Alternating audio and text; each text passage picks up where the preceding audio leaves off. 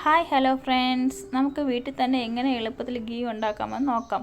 അതിനായി വേറെ ചിലവോ കാര്യങ്ങളോ ഇല്ലാതെ വെറും 10 മിനിറ്റ് കൊണ്ട് തന്നെ നമുക്ക് ഉണ്ടാക്കിയെടുക്കാം. നമ്മളെ വീട്ടാവശ്യത്തിന് യൂസിന് വാങ്ങുന്ന പാലിൽ നിന്നാണ് നമ്മൾ ഉണ്ടാക്കിയെടുക്കുന്നത്. കാരണം അതുകൊണ്ട് വേറെ ചിലവോ കാര്യങ്ങളോ ഇല്ല. അപ്പോൾ ഞാൻ ഇവിടെ 1/2 ലിറ്റർ പാൽ വാങ്ങി അതിനെ ബോയിൽ ചെയ്ത ശേഷം നല്ല തണുത്തതിന് ശേഷം അതിനെ ഫ്രിഡ്ജിലോട്ട് എടുത്ത് വയ്ക്കും. ഒരു 6-7 മണിക്കൂർ കഴിഞ്ഞ ശേഷം ആ പാലിൽ ഇങ്ങനെ മുകളിൽ മാത്രം ക്രീം രൂപത്തിൽ കാണും. അതിനെ ഞാൻ ഒരു ബൗളിലോട്ട് ആക്കി വയ്ക്കും.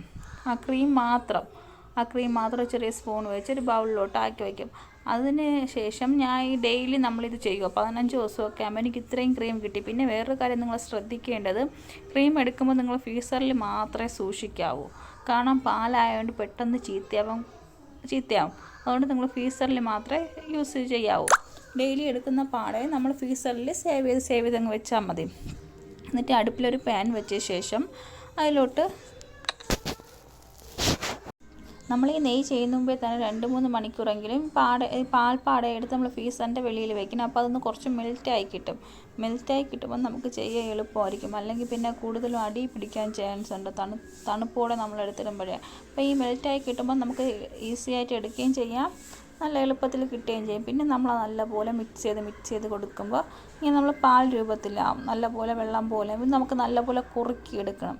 നല്ലപോലെ പക്ഷേ നിങ്ങൾ ചെയ്യുമ്പോൾ എപ്പോഴും ശ്രദ്ധിക്കേണ്ടത്, ഒരിക്കലും തീ കൂട്ടിയിട്ട് ചെയ്യാൻ പാടില്ല. തീ നല്ലപോലെ കുറച്ച് വെച്ചാണ് ഇത് ചെയ്യേണ്ടത്. കണ്ടോ, ഇപ്പോൾ കുറച്ച് നല്ല കട്ടി രൂപത്തിൽ വന്നില്ലേ.